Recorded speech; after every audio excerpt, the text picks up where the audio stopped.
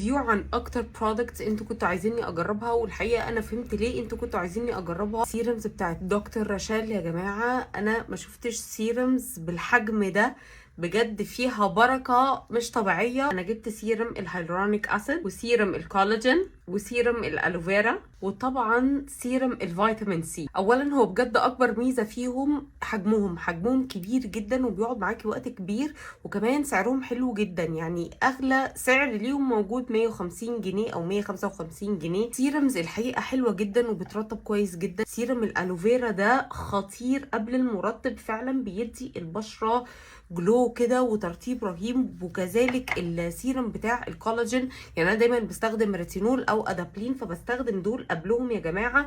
بيرطبوا البشره جدا جدا جدا، وبيدوا ابليفتنج للروتين بتاعك. سيرم الهيلورونيك اسيد بتاعهم حلو جدا جدا، وفعلا بيحبس الترطيب جوه وبيقعد معاكي فتره كبيره جدا، والدروبر بتاعته كبيره، فانتي مش محتاجه منه غير النقطه اللي بتنزل من الدروبر دي. من سي سيرم بتاعهم ما واجهتش منه اي مشكله تحسس، ولا واجهت منه اي حاجه. طبعا يا جماعه يعني اكيد مش هنقارن البرودكت ده ببرودكت تاني ب 700 جنيه، بس هو بالنسبه لسعره، بالنسبه للحجم بتاعه، انا شايفه ان السيرمز حلوه جدا، ويعني you get what you pay for.